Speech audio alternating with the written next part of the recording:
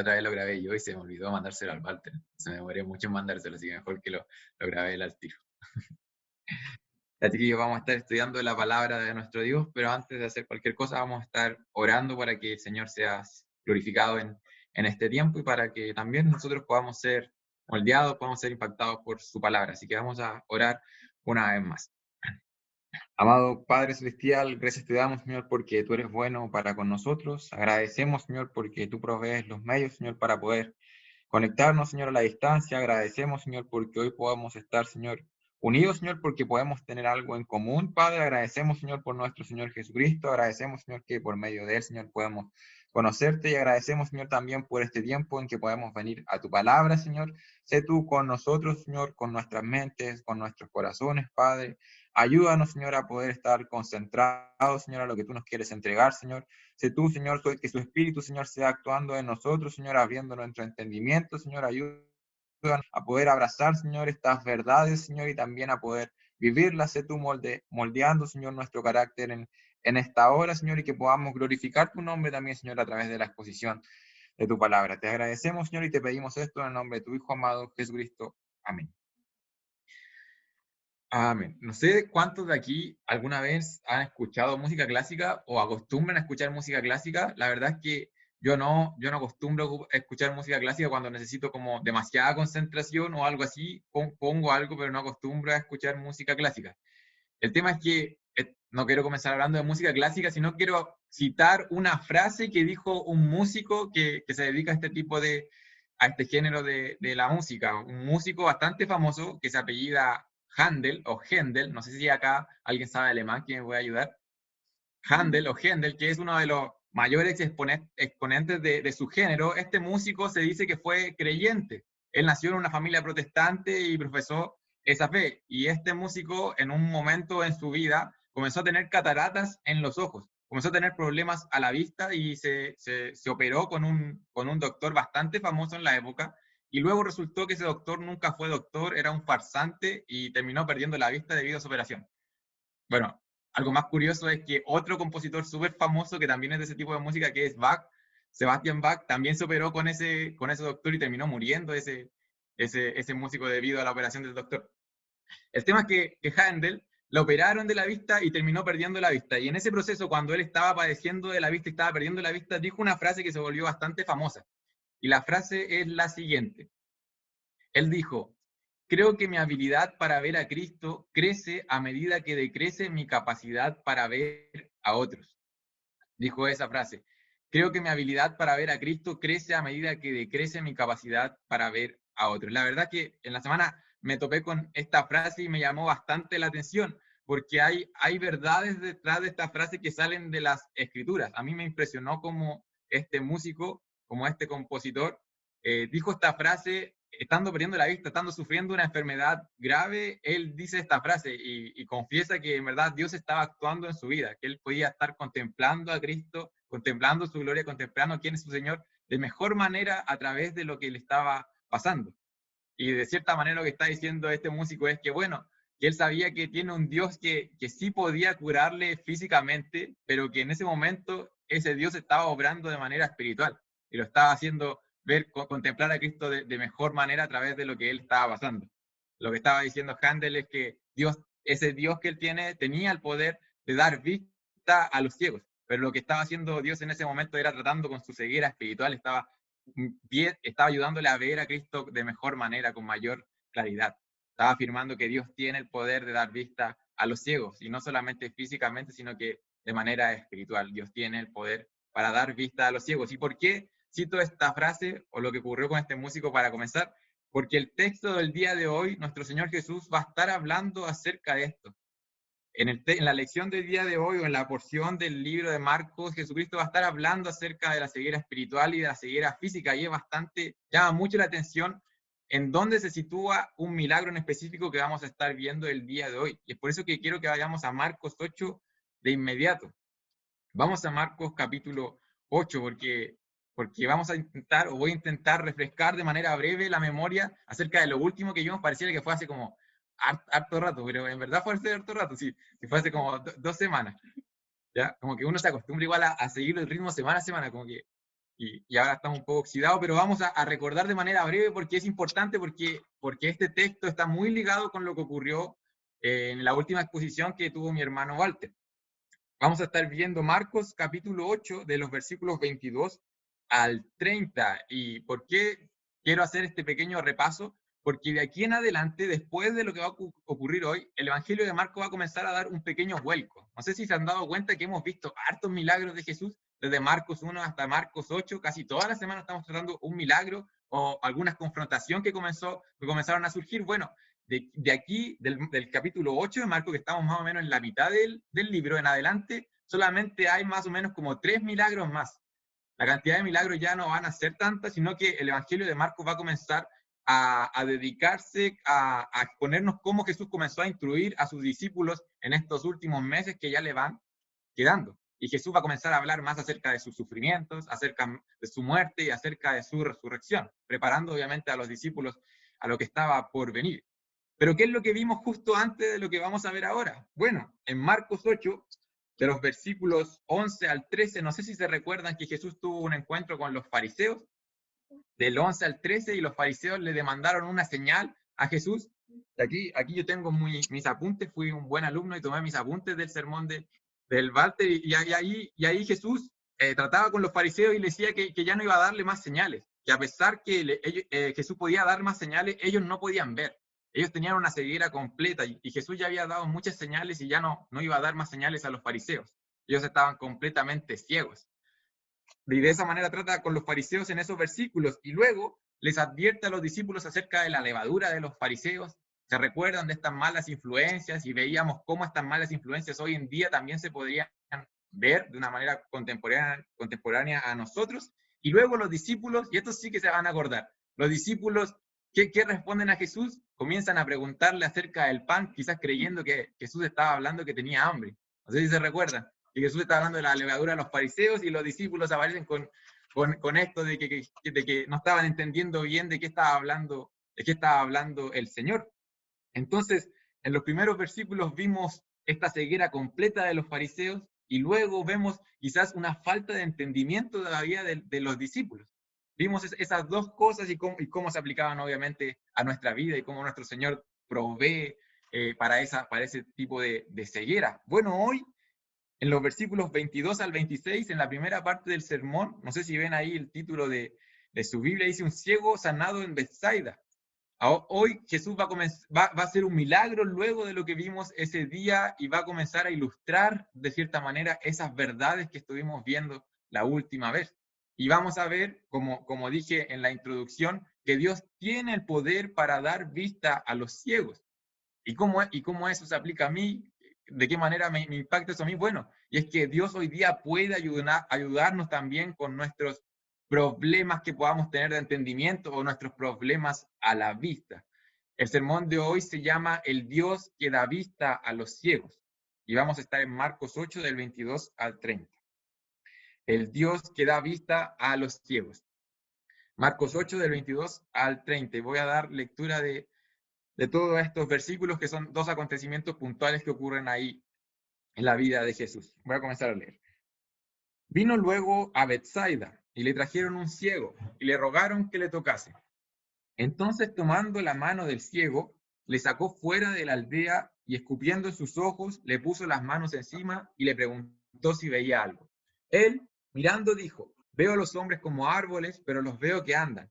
Luego les puso otra vez las manos sobre los ojos y le hizo que mirase y fue restablecido y vio de lejos y claramente a todos. Y lo envió a su casa diciendo: no entres en la aldea ni lo digas a nadie en la aldea. Salieron Jesús y sus discípulos por las aldeas de Cesarea de Filipo.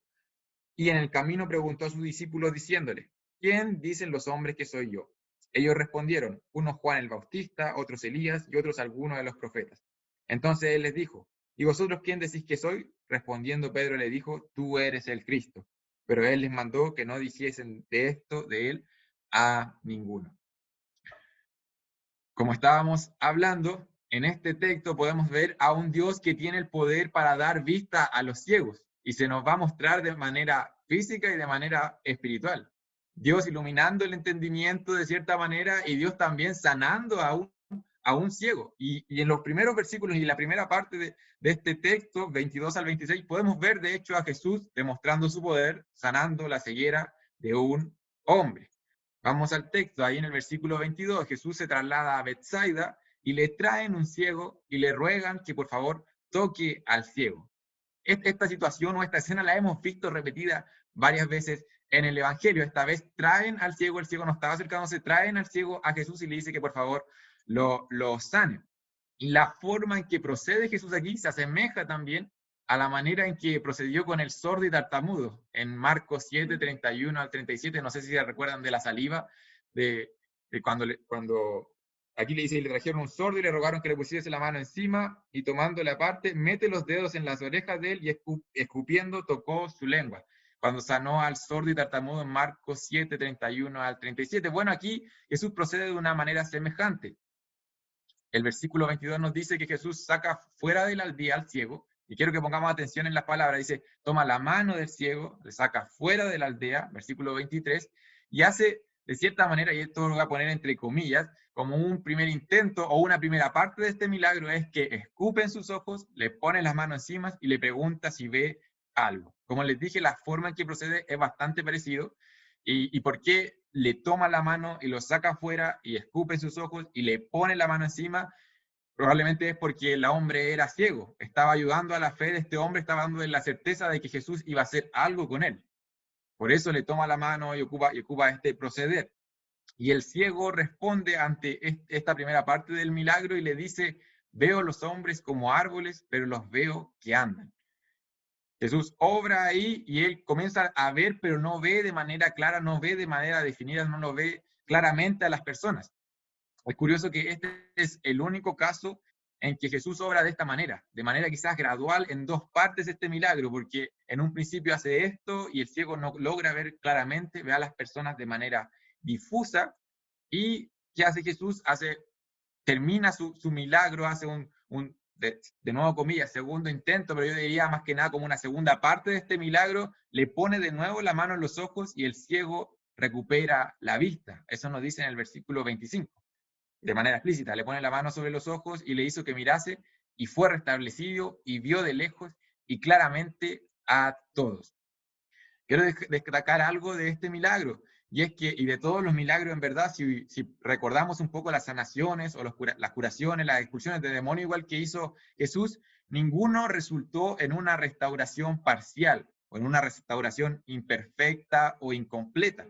Tenemos que destacar eso, que ninguno, a pesar de que este fue como en dos tiempos, primero una vez y después otro, pero el ciego recuperó completamente la vista. De hecho, el texto lo recalca, dice que ve claramente a todos y los ve de lejos. No fue una restauración parcial, fue una sanidad completa.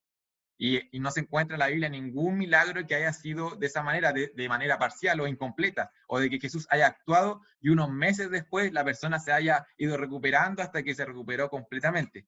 Quería destacar ese punto más que nada porque quizás en algún momento se puedan encontrar con personas que siguen a personas que se dicen que hacen milagros o hacen sanaciones y no hacen sanaciones como las sanaciones que se ven en las Escrituras, como las que hizo nuestro Señor Jesucristo o como las que hicieron los apóstoles después. Eran obras realmente divinas, porque no había ninguna explicación y actuaban de manera contundente, de manera completa, de manera perfecta. Eso es lo que podemos ver en la vida de nuestro Señor Jesucristo acá. Y Jesús, ¿qué hace? Sana de manera completa a este ciego, sana la ceguera física de este hombre y le dice que lo manda a casa y que no entre en la aldea ni no lo diga a nadie. También esta frase la hemos visto ya en el Evangelio de Marco, probablemente para no armar un alboroto o para que las personas siguieran a Jesús por las razones equivocadas. ¿Y por qué dije en la introducción que este pasaje hay que poner atención bastante al contexto y a lo que veníamos viendo antes? Porque muchos comentaristas y al leer el pasaje también uno lo logra relacionar que Jesús acaba de decirle a los fariseos que no le iba a dar más señales, que ellos estaban ciegos completamente.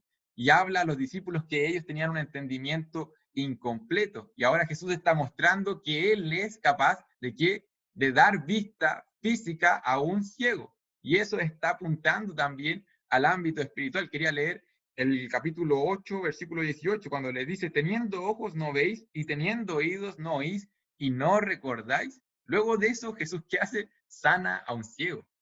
Y este milagro, de cierta manera, está ilustrando la ceguera temporal que podían tener los discípulos o la ceguera completa que tenían esos fariseos. De cierta manera, los discípulos alguna vez estuvieron en esa condición, en una ceguera completa, y simplemente por el actuar de Dios es que ellos hoy podían seguir a Jesús, es que ellos hoy podían entender algo. Eso es lo que está apuntando a Jesús aquí, y Jesús con la mayoría de sus milagros también apuntaba a que el mundo o que las personas no están funcionando a la manera en que Dios quiere que funcionen. Eso se ve en el ámbito físico y en el ámbito espiritual. Durante toda esta enseñanza vamos a estar hablando como de estas dos partes. La ceguera de este hombre y el milagro de Jesús, que Jesús haya sanado la ceguera de este hombre, indicaba que la creación de Dios no fue hecha para que funcionara para siempre así. Jesús está apuntando que en el futuro Él también va a restaurar lo físico, también va a restaurar la creación física, a eso está apuntando. Y es por eso que Jesús vino a restaurar todas las cosas. También lo hemos hablado antes. Cuando el pecado entró en el mundo, con Adán y con Eva comenzó un proceso de decadencia física que nos lleva a la muerte. ¿Y qué hace Jesús? Jesús muestra que Él puede restaurar eso, sanando la enfermedad de este ciego. Y más allá de eso, después vamos a ver que Jesús también restaura el área espiritual de las personas y la ceguera espiritual con la cual todo el mundo tiene. La ceguera completa que podemos reconocer en los versículos 11 al 13 de los fariseos. La manera en que el mundo ve las cosas, la manera en que las personas sin Cristo ven las cosas, es como la de un ciego. Efesios 4:18 de hecho nos dice que el mundo tiene el entendimiento entenebrecido. Y nosotros sin Cristo estábamos en esa condición, con nuestro entendimiento entenebrecido, en tinieblas, en oscuridad, en una ceguera espiritual. Esa es la condición del mundo y es por eso que se necesita el obrar divino.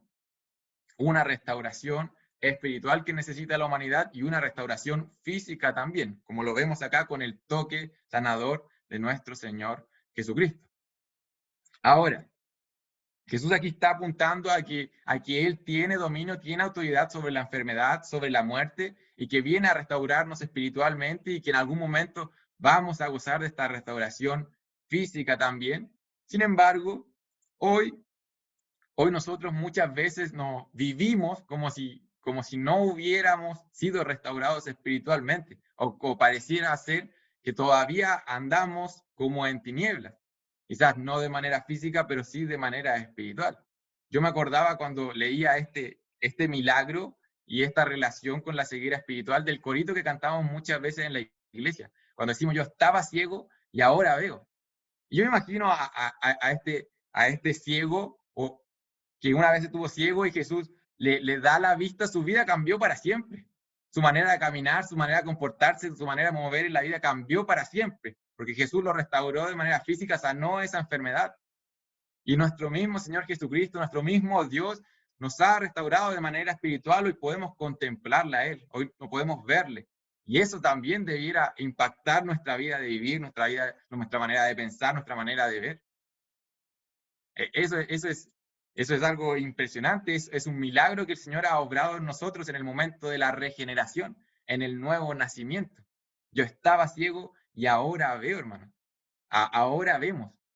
¿Realmente vivimos de acuerdo a eso? En el ICAT nos estaban haciendo leer un libro que hablaba acerca de la oración y acerca de cómo debiéramos orar para que podamos ver mejor o para que podamos apreciar mejor las verdades del Evangelio, las verdades de la Biblia. ¿Y por qué es importante? ¿Por qué es importante ver estas cosas? ¿Por qué es importante contemplar mejor a Cristo? ¿Por qué es importante ver mejor las verdades que están expuestas en la palabra de Dios? Y en el libro salió un ejemplo que me gustó bastante. ¿Ustedes alguna vez han visto una película? Bueno, estoy distorsionando un poco el ejemplo porque era con un cuento. Pero imagínense la primera vez que vieron una película que les hizo sentir bastante desesperados mientras estaban en la película, que no sabían cómo iba a terminar, si el protagonista iba a morir o si iba a vivir, si su familia se iba a salvar o no se iba a salvar. Ustedes querían llegar luego al final de la película porque querían saber cómo iba a terminar la película.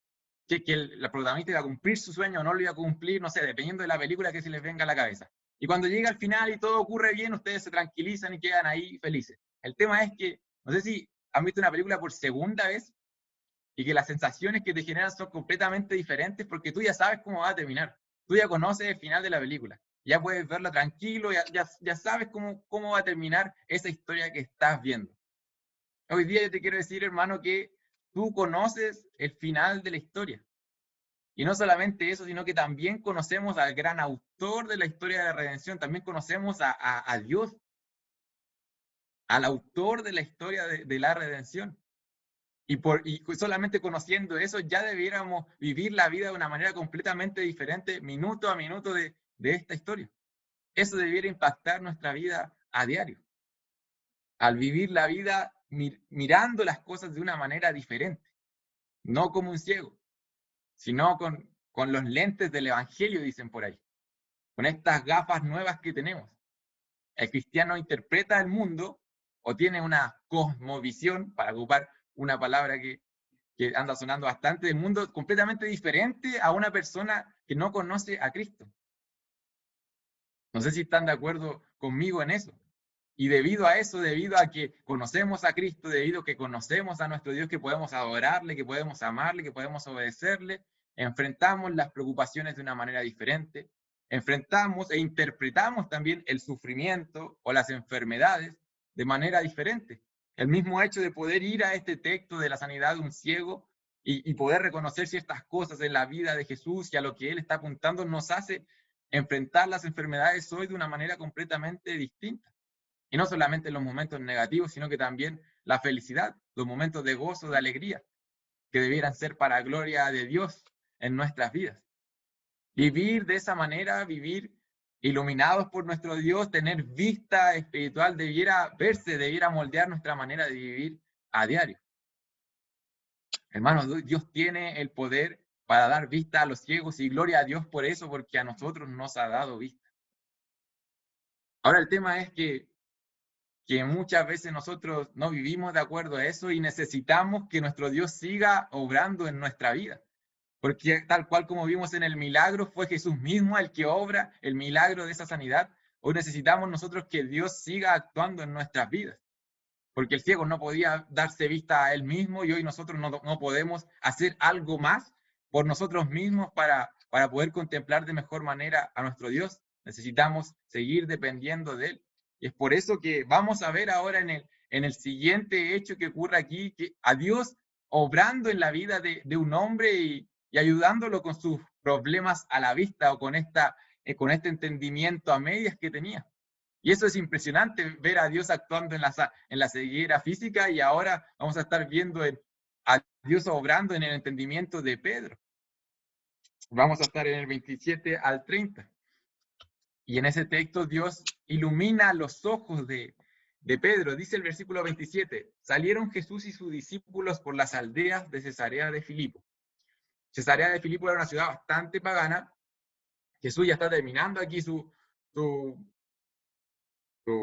obra en esta región, ya se acerca, como dije anteriormente, la ida a Jerusalén, se acerca a la cruz, y salen a Cesarea de Filipo, las aldeas, y Jesús les va a hacer dos preguntas a los discípulos. Después de todo esto que ocurrió, después de que los discípulos demostraron esta falta de entendimiento, confundiendo el pan, la levadura, con el verdadero sentido de las palabras de Jesús, después de ver el milagro de Jesús, un milagro más de Jesús, aquí Jesús les va a hacer dos preguntas súper concisas, como se dice, al callo, para que ellos logren reconocer la diferencia que debieron tener ellos en su manera de ver con el mundo, la diferencia de la manera de ver de los discípulos con la manera de ver del mundo. Y la primera pregunta es, ¿quién dicen los hombres que soy yo?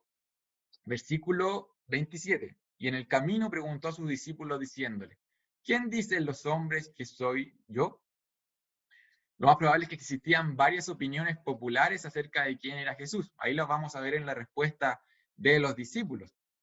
Y los discípulos con su respuesta van a dar a conocer la confusión que tenían los hombres. Van a dar a conocer la ceguera que tenían estas personas. Porque los discípulos responden que los hombres creían que Jesús, algunos creían, dice unos, versículo 28, creían que Jesús era Juan el Bautista. Otros creían que Jesús era Elías, y otros, algunos de los profetas. No sé si se recuerdan en el hecho que ocurrió con Herodes, que Herodes cuando escuchó de Jesús creyó que era Juan el Bautista que había resucitado. Ahí había un hombre que creía que Jesús era Juan el Bautista, otros creían que era Elías y otros incluso que era alguno de los profetas. Hay que notar aquí que estos hombres reconocían que Jesús quizás no era un hombre cualquiera, no era una persona promedio. No están diciendo que era cualquier persona, estaban poniéndolo a la altura quizás de Juan el Bautista, de Elías, de algún profeta. Sin embargo, a pesar de que podían reconocer que Jesús no era un hombre promedio, el entendimiento no era el correcto. No era suficientemente quizás como radical, no era certero lo que ellos estaban diciendo. Su vista estaba cegada. No estaban reconociendo quién realmente era Jesús, lo estaban asociando simplemente con un profeta. Bueno, cuando yo leí este texto al menos me recordó lo que podemos escuchar en otras religiones o en otras religiones que muchas veces pareciera que se acerca mucho a lo que dice la Biblia, pero no creen que Jesús es Dios, o creen que Jesús es un ángel, o creen que Jesús es un hombre, o simplemente un gran hombre, o un gran maestro, pero a pesar de que moralmente sea correcto y que te insten a hacer solamente el bien, sin reconocer quién realmente es Jesús, sin reconocer la identidad de Jesús, eso es ceguera. Eso no es entender realmente lo que Dios está diciendo en su palabra. Ese es el entendimiento que tiene el mundo, un entendimiento entenebrecido. Y ahora viene una pregunta importante para los discípulos, en el versículo 29. Y quizás una pregunta importante para nosotros hoy día, porque les dice Jesús a los discípulos, ¿y vosotros quién decís que soy? Imagínense a Jesús ahí, una pregunta directa hacia los discípulos. ¿Quién dicen ustedes que soy yo? Bueno, el mundo dice eso. El mundo quizás está ciego, pero ustedes, ¿quién dicen que soy? ¿Saben realmente quién soy yo? Dice Jesús. Era el momento de que los discípulos revelaran realmente si es que estaban siendo influenciados por todo lo que decía el mundo, o si es que realmente creían quién era Jesús. ¿Acaso los discípulos quizás ya no estaban creyendo en la verdadera identidad de Jesús debido a las confrontaciones, a las oposiciones que Jesús podía estar sufriendo? ¿Quién decían los discípulos que era Jesús? Pero es una pregunta importante. Y Pedro, como portavoz de los discípulos, le responde a Jesús. Y esta afirmación de Pedro es bastante famosa, porque Pedro le responde y le dice, tú eres el Cristo, tú eres el Cristo. En Mateo 16 también se narra este acontecimiento y ahí se detalla la frase completa que dice Pedro. Él dice, tú eres el Cristo, el Hijo del Dios viviente. Esa es una confesión de fe. Eso es una declaración bastante poderosa. Y es bastante importante reconocer quién es Jesús, el Cristo. Cristo proviene de la palabra, es una traducción es una palabra griega que viene de la palabra hebrea para Mesías, que se traduce como el ungido.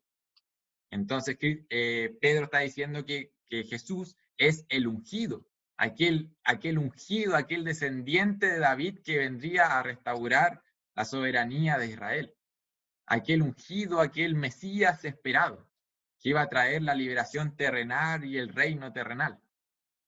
Eso es lo que Pedro estaba diciendo.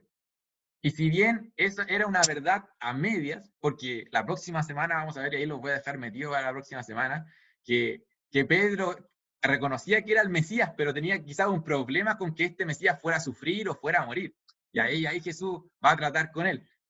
Pero aquí que está diciendo que era el Mesías era una declaración a medias, pero era una verdad, porque en Mateo 16 se dice que Jesús le responde y le dice, bienaventurado eres Simón, hijo de Jonás. Y atención a esto que le dice Jesús, le dice, porque no te lo reveló ni carne ni sangre, sino mi Padre que está en los cielos. La confesión que estaba haciendo Pedro estaba siendo dada por Dios. Que un hombre pueda reconocer eso en Jesús es una obra divina. Eso está diciendo Jesús aquí. Sí, había que seguir tratando con estos hombres, sí. Iba a seguir tratando con estos hombres. Hacía falta que viniera el Espíritu Santo a morar en ellos, sí. Hacía falta que viniera a morar el Espíritu Santo en ellos. Pero Jesús aquí está reconociendo que no se lo había revelado carne ni sangre, no se le había ocurrido a él, sino que se lo había revelado el Padre que está en los cielos. Esta verdad, que Jesús es el Cristo, que Jesús es el Mesías. Y termina la porción Jesús de la misma manera que termina la porción anterior. Jesús les dice, pero Él les mandó que no dijesen esto de Él a ninguno, que no dijesen que Él era el Cristo a ninguno. Aún hacía falta que Jesús les enseñara ciertas cosas a los discípulos. Como les dije al principio, aún hacía falta que Jesús les hablara acerca del sufrimiento, acerca de su muerte, de su resurrección, y de la manera en que ellos iban a tener que vivir su vida siguiendo a Cristo. El costo del discipulado que se conoce por ahí. Pero aquí Jesús le está reconociendo que es Dios mismo el que ha revelado estas verdades en la mente de Pedro. Es Dios que ha iluminado estas verdades, ha iluminado el entendimiento de un hombre completamente común y corriente, tan pecador como tú y como yo. Y es Dios el que hace esa obra, y eso es lo que tenemos que reconocer hoy. Para lograr reconocer quién realmente es Jesús, para realmente conocerle a Él, se necesita la obra de nuestro Dios. No es por nuestros esfuerzos, no es por tu intelecto, no es por nada. Es simplemente la obra de nuestro Dios que trabaja en nuestro interior. Si un día fuimos atraídos por el Padre y pudimos conocer a Jesús, se nos reveló por medio de las Escrituras, es toda la obra de Él. Nosotros creemos eso y es por eso que le glorificamos a Él con todo lo que ocurre en la salvación. Y más aún hoy, en nuestra vida diaria. ¿Por qué? Porque a diario necesitamos que Dios siga iluminando nuestro entendimiento. Necesitamos que hoy Dios, a través de la persona del Espíritu Santo, siga trabajando con nosotros, siga iluminando los ojos de nuestro corazón, siga tratando con de cierta manera una especie de ceguera que aún tenemos. Y esa es una necesidad que tenemos como creyentes, cada uno de nosotros. No consiste solo en que necesitamos saber más o que necesitamos intelectualmente llenarnos de más conocimientos. No, necesitamos conocerle realmente, un conocimiento vivencial, un conocimiento certero de la persona de Cristo, porque necesitamos amarle más a Él, necesitamos caminar en santidad como Él caminó en santidad, necesitamos ser más como Cristo. Ese es el punto, porque eso es lo que le glorifica a Dios. Y es por eso que necesitamos que nuestro entendimiento sea iluminado, para poder contemplarle de mejor manera y para que nosotros seamos transformados, como dice 2 Corintios 3:18. Pero si no estamos viéndolo, pero si no estamos contemplándolo, difícilmente vamos a poder seguir su camino. Si realmente no estamos entendiendo qué significa que Jesús sea el Señor de nuestra vida, difícilmente eso va a significar algo en nuestras vidas. A veces creemos, o ya, voy a ponerlo, a veces creo, pecaminosamente hablando, o creemos, que Dios va a obrar de manera diaria, revelándonos cosas nuevas a nosotros sin nosotros hacer absolutamente nada. Que el Espíritu Santo va a venir acá y va a comenzar a obrar transformación en nuestra vida, siendo que nosotros estamos completamente alejados de Dios. Pero Dios obra a través del Espíritu Santo, mientras nosotros nos acercamos a su palabra, mientras nosotros dependemos de Él. Nosotros tenemos que desear eso, desear ser iluminados con su poder a diario. Ese debiera ser un deseo, un anhelo en nuestros corazones. Pablo ora por la iglesia en Éfeso, en Efesios 1, del 15 al 23, y si tienen tiempo en la semana, revisen esa oración y después hagan un contraste con las oraciones que hacemos nosotros para quedar un poco con depresión. No, para vernos animados a orar de acuerdo a las Escrituras. Efesios 1, del 15 al 23. Y él ora, ¿por qué ora principalmente? Para que el entendimiento de nuestros corazones sea iluminado, para que seamos iluminados y podamos abrazar, podamos amar las verdades del Evangelio. Esa es la oración de Pablo. También cantamos esas verdades. Abre mis ojos, oh Cristo, yo quiero verte. Ahí cantamos bien emocionados, abre mis ojos, oh Cristo. Y luego, no, realmente a veces ni siquiera deseamos que nuestros ojos sean abiertos, deseamos contemplar a nuestro Señor. Y ese deseo es el que debiéramos tener, porque eso es lo que necesitamos. Es una necesidad. Nosotros reconocemos que comer es una necesidad, tomar agua es una necesidad, porque me estoy quedando seco ahora. Dormir es una necesidad y nos hacemos el tiempo para hacerlo. Si reconocemos que es una necesidad que nuestro entendimiento sea iluminado, ¿qué debiéramos hacer? Hacernos el tiempo para orar por esa necesidad, hacernos el tiempo para saciar esa necesidad yendo a su palabra. Queremos contemplar a nuestro Señor. De hecho, la salvación, de cierta manera, depende de reconocer correctamente quién es nuestro Señor en un principio. Si confesamos con nuestra boca que Jesús es el Señor, si confesar con nuestros labios que Jesús es el Señor y creer en nuestro corazón que Dios lo levantó de los muertos, serás salvo, dice la palabra de Dios. Ahí vamos a la salvación, reconociendo que Jesús es el Señor. Reconocer correctamente quién es nuestro Señor, conocerle a diario es muy importante y necesitamos que Dios sea iluminando nuestro entendimiento a diario. El texto que vimos hoy, o las porciones que vimos hoy, son claves para la narrativa del Evangelio de Marcos, como les dije en un comienzo. Jesús va a comenzar ahora a hablar de manera más directa a los discípulos, va a comenzar a prepararlos para lo que viene y el texto que vimos hoy también es muy importante para nosotros. Es muy importante para nosotros reconocer primeramente el poder de nuestro Dios, la insuficiencia de nosotros y la necesidad que tenemos de nuestro Dios que obre. Reconocer que Él tiene el poder para poder dar vista a los ciegos. Él tiene autoridad sobre toda enfermedad y tiene autoridad también sobre nuestra condición espiritual. Reconocer la necesidad que tiene el mundo de ver. Reconocer que el mundo, aunque intentemos lograr que el mundo vea las cosas como nosotros la vemos sin Cristo, sin el Evangelio, el mundo nunca va a lograr ver las cosas como tienen que verlas. Tenemos que reconocer eso, la necesidad que tiene el mundo de ver. Y eso solamente se logra cuando ellos tengan un encuentro real con Cristo.